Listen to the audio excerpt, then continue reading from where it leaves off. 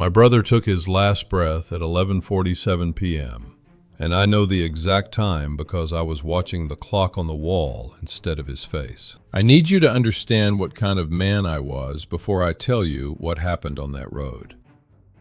I was the one who handled things, the one who made the calls, signed the paperwork, talked to the doctors when no one else could find the words. I had arranged funerals before, 2 cousins, an uncle, my father's brother. I knew how to sit in a hospital chair without crying. I had trained myself into it. Grief to me was a task to manage, not a feeling to have. So when my brother was admitted, when they told us it was serious, then very serious, then the kind of serious that has no good outcome, I did what I always did. I organized. I coordinated the family schedule. I researched the diagnosis. I made sure my mother ate something and that my sister had a ride home. I was the last one in the room with him. Everyone else had gone to get coffee, to stretch their legs, to breathe air that didn't smell like disinfectant and endings. I was sitting in the plastic chair by his bed. And when it happened, when his chest stopped its shallow rise and fall, I didn't hold his hand. I was looking at the clock, 11:47 p.m. The nurse came in almost immediately. She was kind. She touched my shoulder. She said the words they're trained to say. I thanked her in a flat, steady voice and asked where I needed to sign. I drove home alone. That was my choice. I told everyone I needed the time to think. What I actually needed was to not be watched while I fell apart, because I could feel it coming, a pressure behind my sternum, like something enormous was pushing against a door that had been locked for too long. I got on the highway. I drove in the left lane at exactly the speed limit, both hands on the wheel, eyes forward.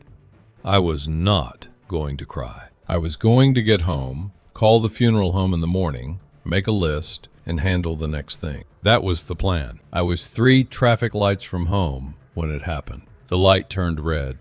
I stopped. And then, I don't have a better word for this, something made me turn my head to the left. Not a sound, not movement in my peripheral vision, just a pull, the way you sometimes feel someone staring at you from across a room before you see them. I turned. There was a bird on the outside edge of my window, not on the roof of the car, not on the hood, on the narrow ledge of the passenger side mirror, which was folded in. It had positioned itself at exactly the height of my face. I have spent a lot of time since that night trying to describe what this bird looked like, and the honest answer is that I can't. Not completely. It was white, but not the white of a pigeon or a seagull or anything I'd seen before.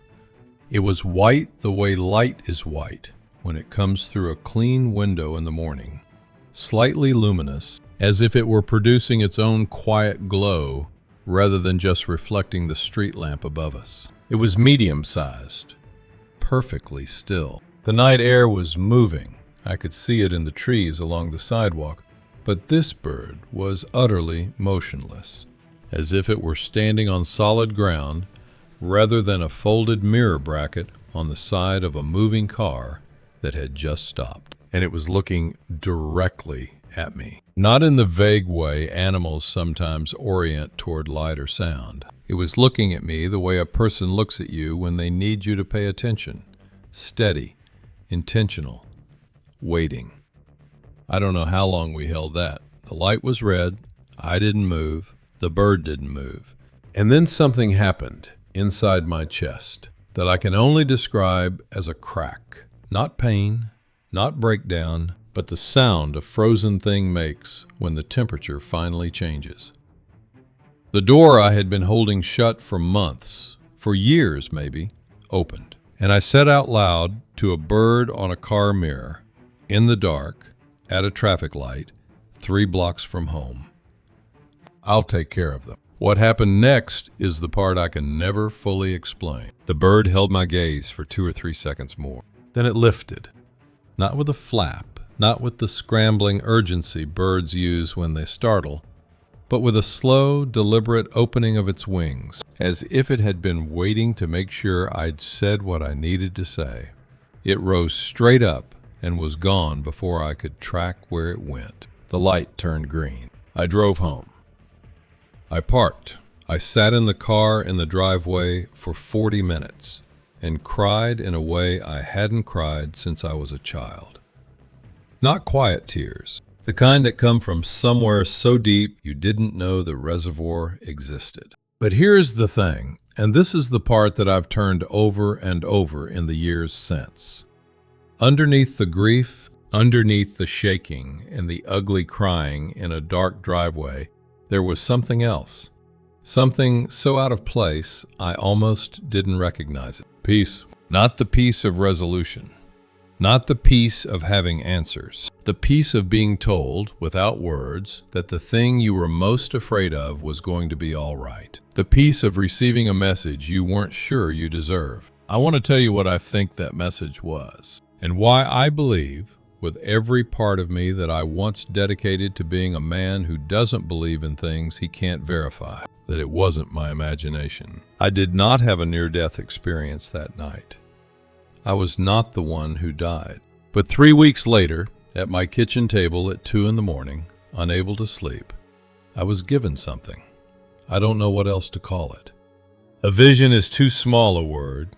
A dream is too dismissive. What I received was a piece of information, complete, coherent, and more vivid than any memory I have ever formed in my waking life. It was as if someone had pressed a folded note into my hand and said, "Here, this is what comes next. This is what you couldn't see from where you were standing." What I saw changed the way I understand the word temporary. What I saw was a morning, not a morning like ours. Not the gray, gradual morning you get when an alarm goes off and you remember everything that's wrong. This was the first morning after a night that had lasted a very long time.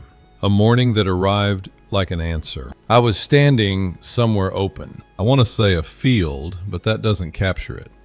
It was the idea of a field, the fullness of what a field is supposed to be before the world got tired. The air was doing something I don't have a physical word for. It was carrying something.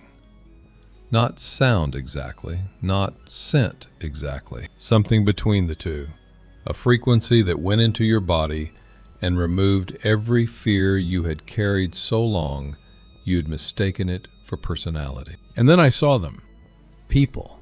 Hundreds of them. Maybe more. And what struck me, what stopped everything, was the way they were moving. Not walking, running. Not the running of urgency or panic, but the running of people who had just been told yes. The running of reunion, of recognition, of a door finally swinging open after you'd been knocking for longer than you could measure. Old people who were not old anymore. I understood this without being told.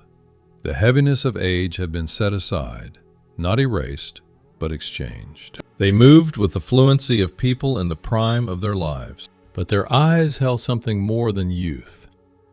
They held the full weight of everything they'd lived, which had not been taken from them, but had somehow been resolved, completed, made whole. Mothers who were running toward children they had never gotten to hold, infants, small ones. And the look on those mothers' faces was something I can tell you about, but cannot reproduce in language. The look of a debt being paid that was never theirs to owe in the first place. The look of finally. If someone you've lost came to mind just now, you are exactly the person this channel was made for. Subscribe. There's more here for you. And when you finish the video, go look at the pinned comment. I left something there just for you. And the animals. Across that field, there were animals moving. The way animals move when no one has ever taught them to be afraid of anything. With a freedom that looked like joy made physical. Dogs bounding through the long grass. Birds in formation overhead, too many to count. A shifting silver-white curtain against a sky that had no ceiling. Deer at the edge of the trees. Not startled. Not frozen, simply present. And they were moving toward the people. Not to any one person. Toward people.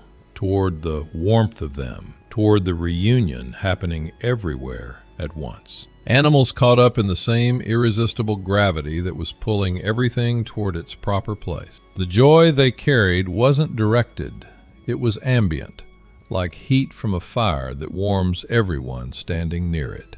I want to stay in that image for a moment because it matters. It was not a place of individual recovery. It was a place of collective restoration. Everything that had been separated by time, by silence, by the long dark sleep of death, was being gathered back. Not just people to people, everything. As if the world were remembering what it was built to be. And then the vision turned to face me. I don't mean that it became about me in a dramatic way. I mean that, standing in that field, surrounded by reunion, I became aware of something about my own life with a clarity that was almost surgical. I had spent 43 years being the one who handled things, and somewhere along the way, handling things had become a complete substitute for actually feeling them, for being present with the people I was handling things for. I had attended funerals and organized logistics instead of grieving. I had given advice instead of comfort. I had been available in every practical way and absent in every way that actually cost you something. My brother had been sick for 14 months, and in those 14 months, I had driven him to appointments, researched second opinions, managed his insurance, coordinated with his doctors. I had done everything except sit with him at 2 p.m. and talk about nothing. Watch a game.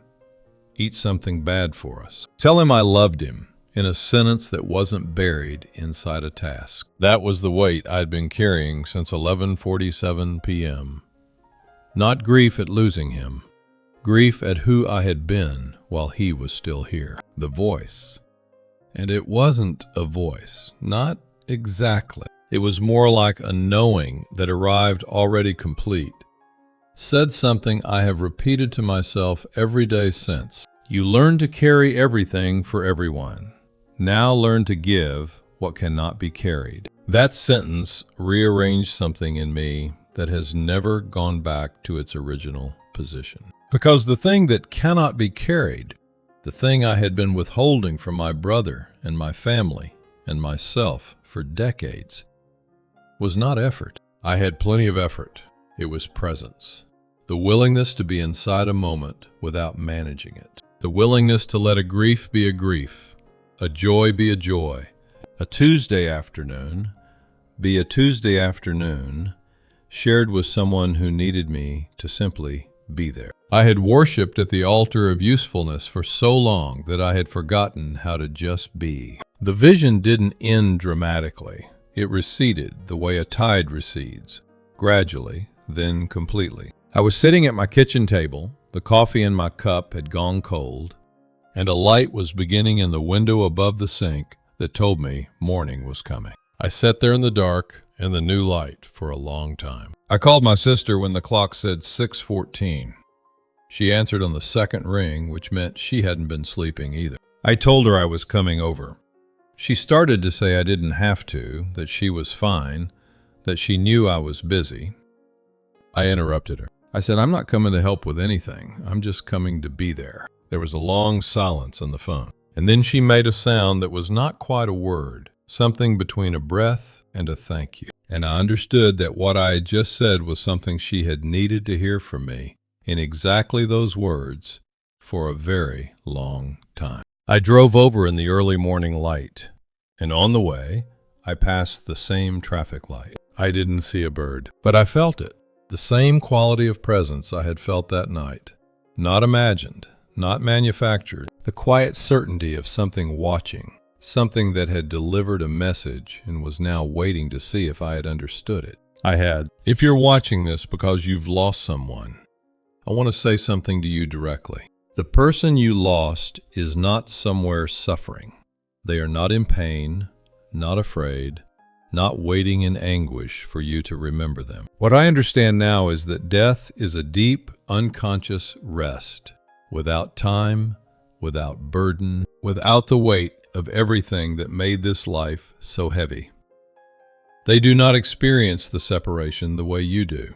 The next thing they will experience is that morning, that field, that impossible, luminous first light of restoration. They will open their eyes to that, and you will be there. Not as a vague spiritual concept, not as a metaphor. There. The question this life is asking all of us, the only question that seems to matter after everything I have seen, is not whether we have earned enough or accomplished enough or managed enough. It is whether we have been honest in our search for the one who designed that morning. Whether we have lived in a way that reflects the kind of people we want to be when we stand in that field. Not religion, not labels, not the right affiliation or the correct vocabulary. An honest search. A genuine leaning toward the Creator with the full weight of who you actually are, not the performance version of you, not the version that handles things. The real one. The bird at the traffic light was not a coincidence. The vision at my kitchen table was not a grief-induced hallucination. They were a message delivered through the oldest language there is, the language of the natural world, which has been speaking on behalf of its maker since long before we invented words. We just forgot how to listen. I'm still learning. Tell me in the comments, who is the first person you want to find in that field? You didn't land here by accident.